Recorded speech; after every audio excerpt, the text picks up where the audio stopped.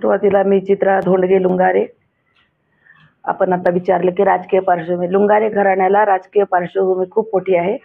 जवळजवळ माझे सासरे 25 वर्ष नगराध्यक्ष होते. त्यानंतर माझे मिस्टर नगराध्यक्ष होते 2 वर्ष. माझ्या जाऊबाई 2 वर्ष नगराध्यक्ष होत्या. आणि आता स्वप्नील माझा पुतण्या हा पण नगराध्यक्ष पदाचा उमेदवार आहे. आणि लुंगारे घराण्यानं पूर्ण वेळ त्या लोकांसाठी किंवा कंधारवासियांसाठी दिलेला आहे. आजच्या राजकारणाचा जर विचार केला तर आजचं राजकारण फार गमतीचं झालेलं, सोयीचं राजकारण झालेलं आहे. अगोदर लोक समाजकारण करायचे, समाजकारणामधून राजकारण करायचे, पण आता राजकारणासाठी समाजकारण होत आहे. राजकारण हा एक वेगळा धंदा झालेला आहे आज. आणि खरंच मी 4-5 दिवस फिरते, आज मला किळस यायली या राजकारणाची की नको, यापासून आपण दूर जावं अशी एक मानसिकता माझी झालेली आहे. आणि मूलभूत सोयींचा कंधारमध्ये खूप अभाव आहे, हे मला खेदाने या ठिकाणी सांगावंसं वाटते. आज कंधारमधली मूलभूत सुविधाचाच अभाव आहे. एवढी जुनी नगरपालिका आहे, पण मूलभूत सुविधांचाच अभाव आहे. आणि हेच खरं दुखणं आहे कंधारचं. कारण कंधारमध्ये एकही रस्ता असा चांगला नाही, एकही चकाचक रस्ता नाही, किंवा असं एकही रस्ता नाही की ज्याच्या कडेला झाडं आहेत, मध्ये झाडं आहेत, कुठं वेळेवर पाणी येतंय, कोणताच प्रश्न, आरोग्याचा प्रश्न, म्हणजे प्रत्येक गोष्टीमध्ये कंधारमध्ये अंधारच या ठिकाणी आज आपल्याला बघायला मिळतं. याचं कारण असं आहे की गेल्या 15-20 वर्षापासून जे राजकर्ते याला जबाबदार आहेत. आता तर 1-2 वर्षापासून प्रशासन आहे, पण प्रशासक आहेत, पण ते चालवणारे पण अगोदरचेच राजकर्ते ते होते. त्यामुळं लोकांचंही जोपासण्याचं काम झालं नाही असं मला या ठिकाणी म्हणावं. कसं आहे, तेरी भी चूप और मेरी भी चूप. गेल्या 5 वर्षाखाली आताचे आमदार प्रताप पाटील चिखलीकर यांचे नगरसेवक निवडून आले जास्तीचे, पण नगराध्यक्ष आला नाही. त्यामुळं यांचा अगोदर टाळचिपळ्याची गाठ ती काही पडली नाही, त्यामुळे विकास तसाच राहिला. श्रेयवाद म्हणता येत नाही, फक्त आपलं पोट भरायचं, आपला आर्थिक परिस्थिती चांगली, म्हणजे परिस्थिती तर चांगली आहे सगळ्यांची, पण कुठंतरी आर्थिक संपन्नता अजून म्हणजे यांचे पोटच एवढे मोठे आहेत की भरतच नाहीत. त्यामुळं आपण लोकांसाठी आहोत, लोकांनी आपल्याला निवडून दिलेलं आहे, आपण त्यांच्याशी काहीतरी बांधील आहोत किंवा त्यांचे काही देणेदार आहोत, ही भावनाच मला वाटते या निर्ढावलेल्या राजकारणाच्या मनामध्ये नाही. गेंड्याचं कातडं पांघरलेले हे राजकारणी आहेत. त्यामुळं कंधारला या लोकांनी सगळ्यांनी मिळून अंधारामध्ये लोटून दिलेला आहे. आणि जर खरेच जर राजकर्ते राहिले असते, आजही आता तुम्ही आता जे बघितलं, महाराणा प्रताप चौक ते शिवाजी चौक, दुतर्फा छोटे छोटे दुकानं होते, बाजार गजबजलेला होता, लोकांची बाजारपेठ भरलेली होती. ठीक आहे, थोडंफार अतिक्रमण असेल तर तुम्ही समोरचं काढायला हवं होतं, पण या लोकांनी पूर्वग्रह दूषित ठेवून, राजकारणाच्या बद्दल द्वेष भावना मनात ठेवून पूर्ण ती बाजार पूर्ण दुकानं पाडून टाकून दिले, नेस्तनाबूत केले. तुम्ही आता जे सांगितलं का ऐतिहासिक वारसा हा कंधारचा भुईकोट किल्ला आहे, ह्यांच्या जर डोक्यामध्ये थोडीफार अक्कल जर राहिली असती या राजकारण्यांच्या, तर आज त्या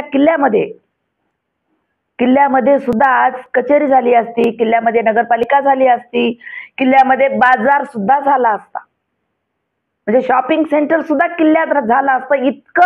इतकी चांगली ती वास्तू आहे. आता बऱ्यापैकी किल्ल्याचं पुनरुज्जीवन करत आहेत. मध्यंतरी आमच्या तहसीलदार मॅडम की तहसीलदार सर, आमचे कंधारमधील काही सेवाभावी संस्था, सगळ्यांनी मिळून या ठिकाणी मध्यंतरी आपल्या कोटबाजारचे सरपंच साहेब या सर्वांच्या सहकार्याने किल्ल्यामध्ये स्वच्छता मोहीम, म्हणजे चांगल्या प्रकारे संवर्धन किल्ल्याचं या ठिकाणी केलेलं आहे. आणि ती थोडी कुठंतरी आशेची किंवा एक नवीन सुरुवात चांगली त्यांनी केलेली आहे असं मला म्हणावंसं वाटतं. आता 2 प्रश्न आहेत. सर्वसामान्यांचा मुख्य प्रश्न असा आहे की त्याला स्वच्छता पाहिजे, त्याची नाली चांगली पाहिजेत, त्याला फिरायला रस्ते चांगले पाहिजेत, त्याच्या छोट्या लेकराला फिरायला छोटंसं गार्डन पाहिजे, आणि यांना विरंगुळा म्हणून एखादं सभागृह पाहिजेत, चांगले पुस्तकं वाचायला आहे वाचनालय नगरपालिकेचं, पण त्यामध्ये काही राम नाही, कोणी जात नाही, त्याचं पाठी नाही, ते समोर दिसतच नाही वाचनालय कुठं आहे, नगरपालिकेचं आहे. आणि दुसरी गोष्ट की व्यापाऱ्यांसाठी कुठंतरी सल आहे व्यापाऱ्यांच्या मनामध्ये. 100-150 खोकेवाले होते आमचे, त्यांचे दुकानं पाडून टाकले.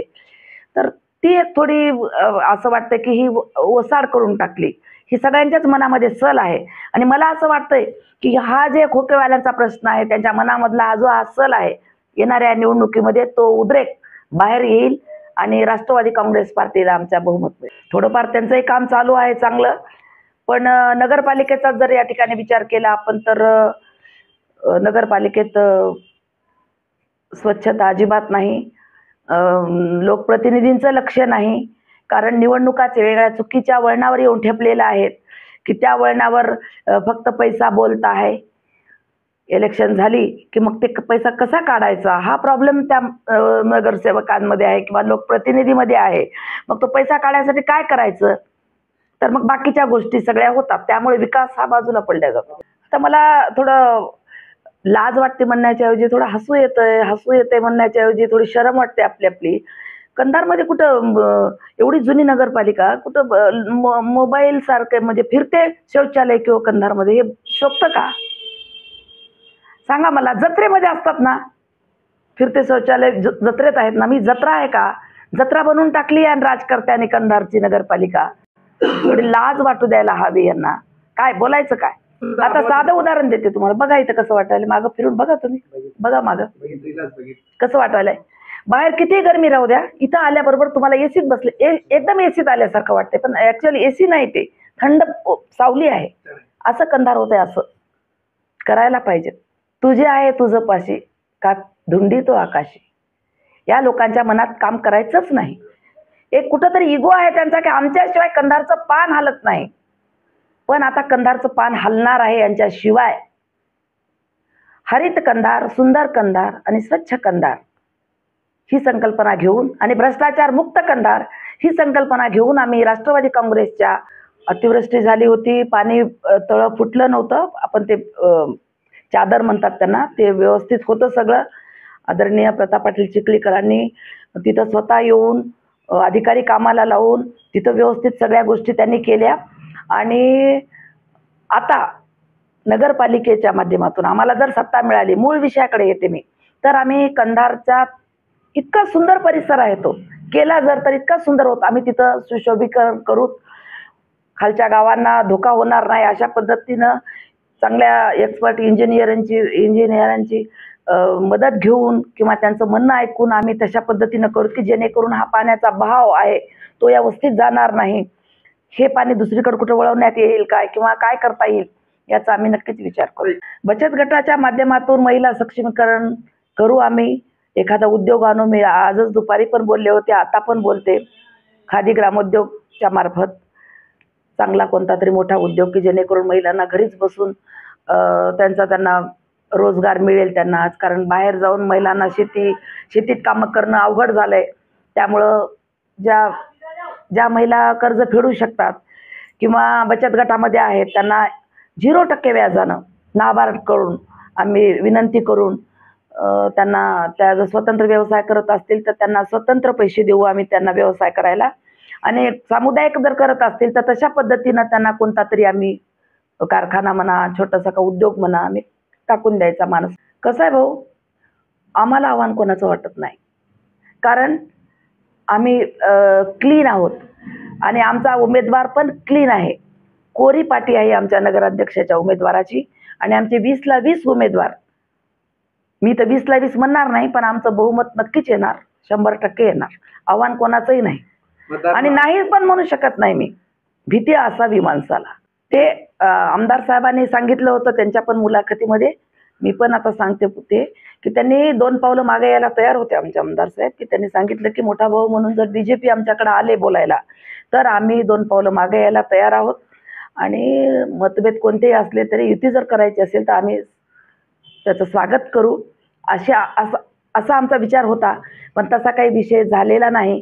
त्यामुळे आम्ही आमच्या ह्याच्यावर या ठिकाणी उमेदवार उभं केलेले आहे. शेवटी कसं आहे भाऊ, मूठ बंद करायची अशी ताकद होतेच ना, झालाच असता, झालाय असता. आणि आताही पण आम्ही कमकुवत नाहीत. युती नाही म्हणून आम्ही कमकुवत नाहीत. मतदारांना मी आताही म्हणलं की उघडा डोळे बघा, नीट बघा. कंधारमध्ये खूप अंधार पडलेला आहे, नीट बघा. आणि आज या ठिकाणी अजून एक गोष्ट मला सांगायची. ज्यावेळी असंच होतं, असंच वातावरण होतं, सेम असं वातावरण, लोकांमध्ये असंतोष होता पण लोक बोलून दाखवत नव्हते, इतकी एखाद्याची जरब होती. त्या काळामध्ये माझ्या मिस्टरांनी आघाडी केली होती, कंधार शहर विकास आघाडी. त्यावेळी 13च नगरसेवक होते, 13चीच नगरपालिका होती. तर 13 पैकी 9 उमेदवार आपले निवडून आलेले होते. छत्री निशाणी होती आमची. आणि त्यावेळी आम्ही आताचे जे स्वतःला हे समजतात की मी सर्व आहे, माझ्याशिवाय कंधारचं पान हलत नाही, त्यांचा आम्ही 14 मतांनी पराभव केला होता. नांदेड जिल्ह्यासह राज्यातील ताज्या घडामोडी पाहण्यासाठी पाहत रहा स्वतेज न्यूज.